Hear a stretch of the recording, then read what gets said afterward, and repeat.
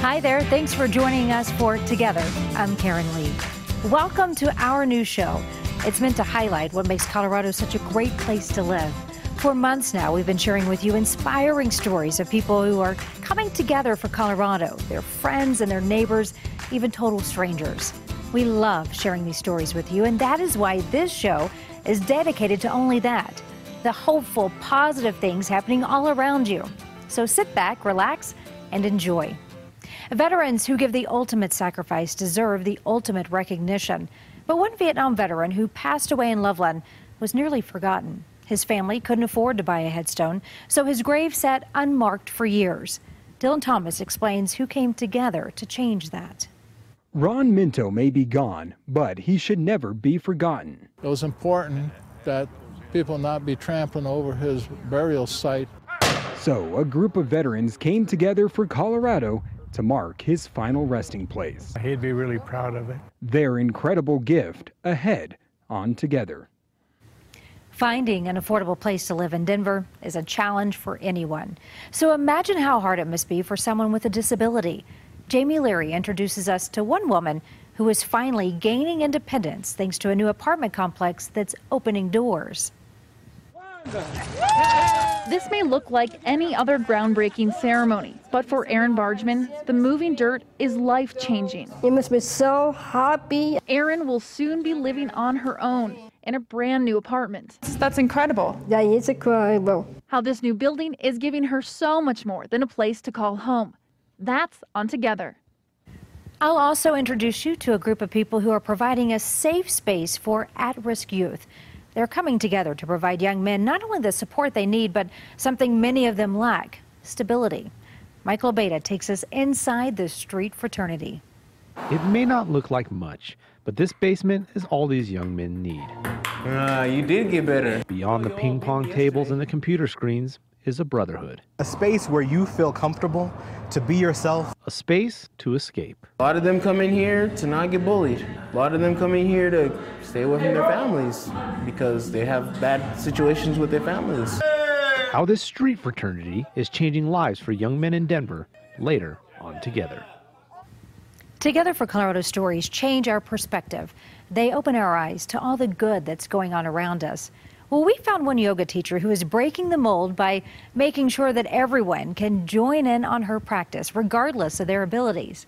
Britt Marino explains how she's giving students confidence by reminding them that yoga is for everyone.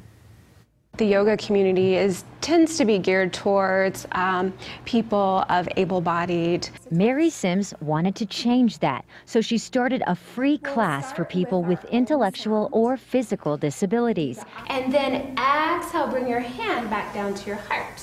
Jeremiah Stanfield is one of Mary's students. It makes me feel great. How this class is changing his life, coming up later on Together.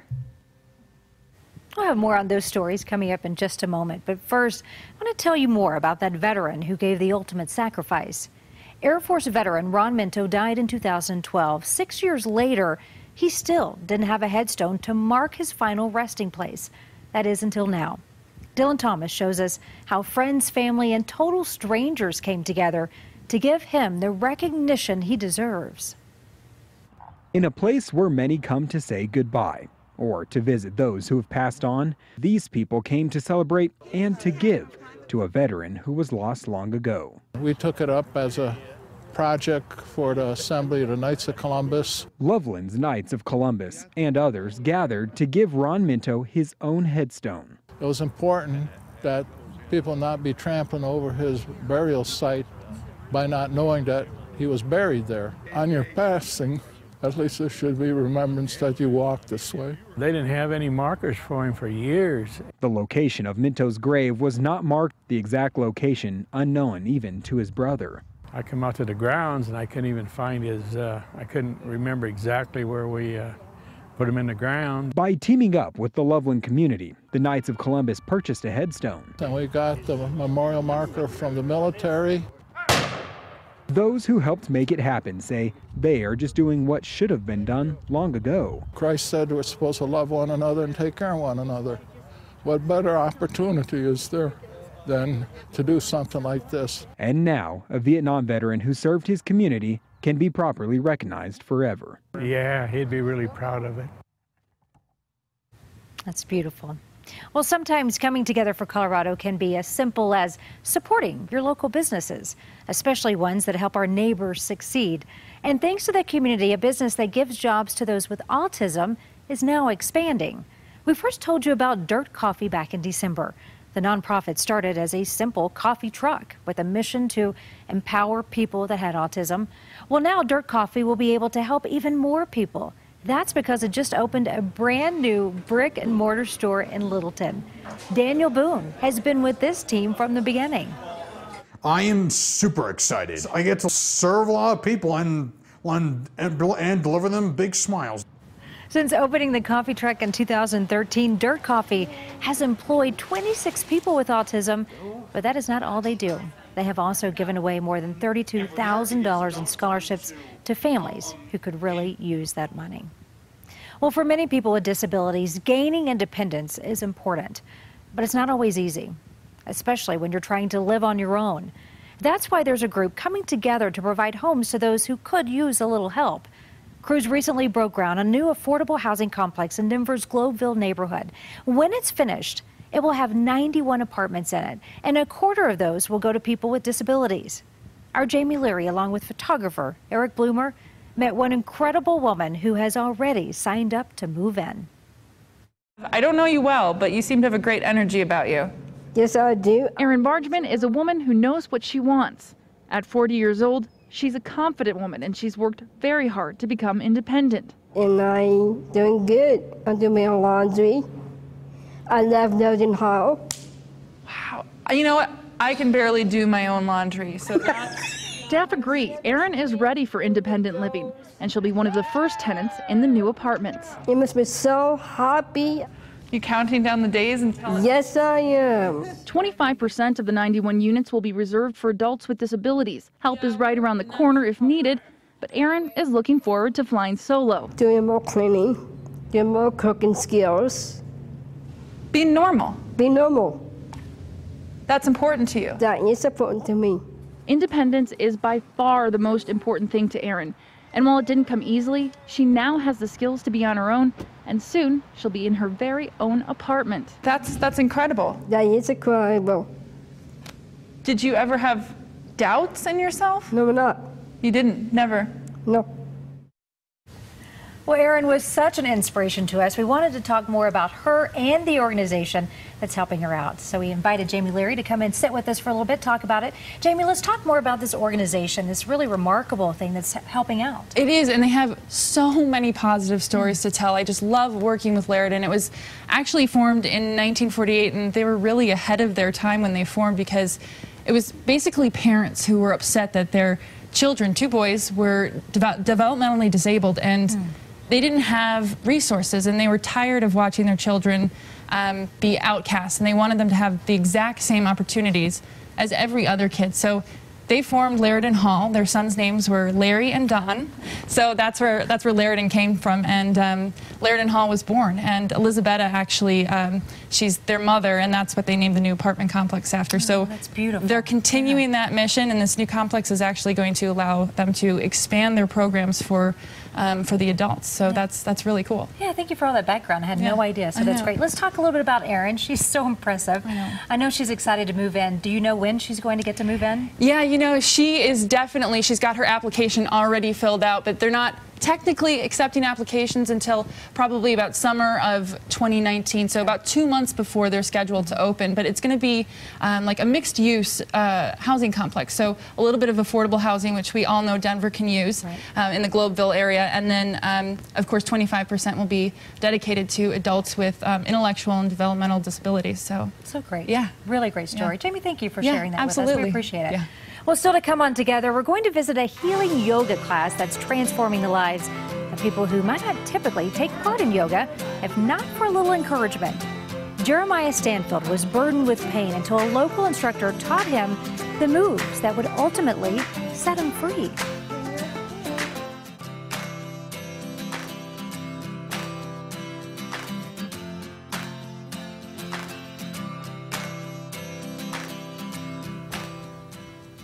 I can't think of a better example of people coming together than seeing so many of you at the annual Walk a Mess this past weekend, walking and raising money for those who can't.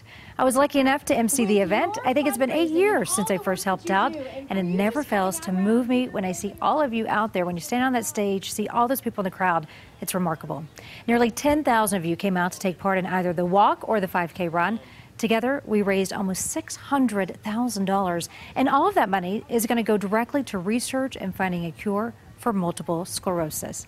Meteorologist Lauren Whitney joins us now to talk about and share some of your favorite outdoor photos that people are sending in.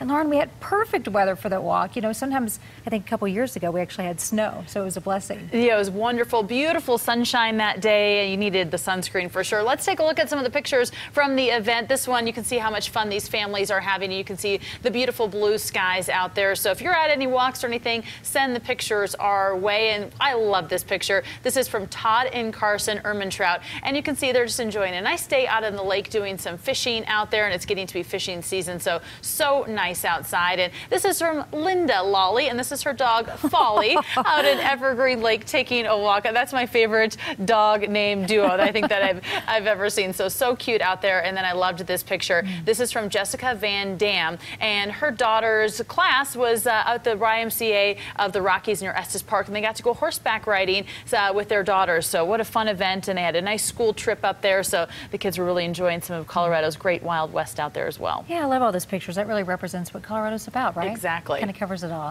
Well, Lauren and I want to see your favorite photos of you enjoying our great state with your friends, your family, and of course your pets. So send us an email at togetherforcolorado@cbs.com, or you can post it on social media using the hashtag #ForColorado, and we will be sure to share it on the show.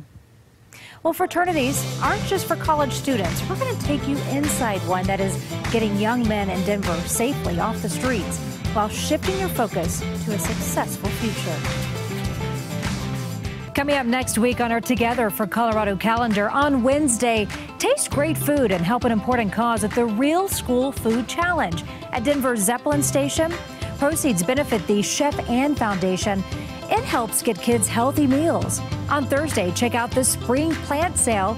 Sales support the Loveland Youth Gardeners. And then on Friday, help ensure the success of Colorado families at the Invest in Kids Gala. You can find more information on these and other events on the Together for Colorado page at cbsdenver.com. Our Together for Colorado stories are all about hope. And there's one place we discovered in Denver that is all about that. It's called the Street Fraternity. It's working to turn around the lives of young men living in one of Denver's toughest neighborhoods. As Michael Abeda shows us, it not only gets them off the streets, but brings them into a place of brotherhood. East Colfax, on the border between Denver and Aurora, can be a rough area, especially for at-risk youth. They usually are out to look for somebody that cares about them, but usually end up with the wrong ones. So you ready to start one game? But also in this neighborhood, I heard that you got better, brother. Yeah, let's warm up a little. There's a place where young men can go. The neighborhood, knew about it, and, we just started coming here. To create a brotherhood and escape their harsh reality. A lot of them come in here to not get bullied. A lot of them come in here to stay away from their families because they have bad situations with their families. You did get better. I like it. It's called Street Fraternity. It's not big, and it's not fancy. You got a nice spin on that. In fact, they run completely off of donations from the basement of a DAV. But what it offers young men is huge. A space where you feel comfortable to be yourself, surrounded by grown men that can help you with problems and issues. And this is a place that people show respect, and you can be whatever you want here. It has a gym, a library, a computer room, a meditation room, and of course, eye on the ball, eye on the ball, eye on the ball. A ping pong table. Yeah, I love it, I love it. We're going upstairs, yeah! But most of the bonding is at dinner time. We don't care what color you are or what language you speak, This is our people. The only rules are to embrace integrity, respect, and inclusiveness. In return, the young men get access to resources and mentorship that they might not otherwise get. If this place wasn't here, they would be outside, and not saying that all of them would be getting in trouble, but A lot of them would. And the brotherhood these men and boys are creating could be the key to their future success. And the more time that we spend together is the better relationships, stronger relationships, and stronger trust that we build together. That could go a long ways. It certainly can. Well, still to come on Together, a generous donation from some local Girl Scouts, how they're using all their cookie money to give back. Sometimes coming together for Colorado can mean celebrating what makes us different. And we found that celebration happening in an interesting place. A local yoga teacher noticed her classes were attracting the same clientele, so she decided to offer a class to people who have some struggles. Brett Moreno introduces us to one student who now realizes yoga is for everyone. Jeremiah Stanfield makes a living on his feet. He walks and he pushes, estimating he logs 5 miles a day. He makes sure travelers in wheelchairs get to their flights on time. It's a rewarding job, but challenging. When I'm walking and stuff like that, I'll either lose my balance. Jeremiah has cerebral palsy. He says he gets tired more quickly than the average person, but claims he has never felt better, thanks to his practice. Exhale, bring your hand back down to your heart. The heart is where Mary Sim's yoga journey begins. Not too long ago, she noticed something in class that troubled her. There was a big hole. The yoga community tends to be geared towards people of able-bodied white females. One more time. She opened her arms and the yoga studio to people with intellectual and physical disabilities.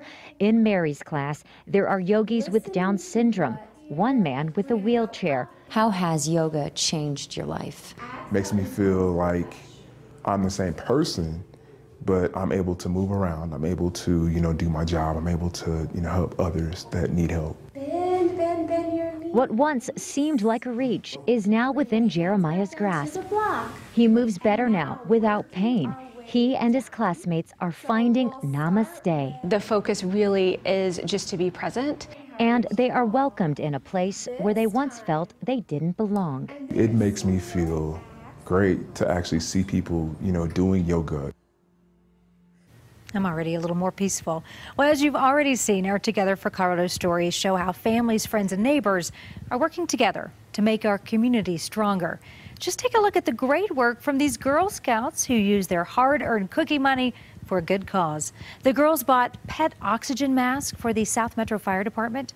Firefighters will take them with them while responding to fires and now be able to treat all the animals they pull from those burning homes. So great job, girls.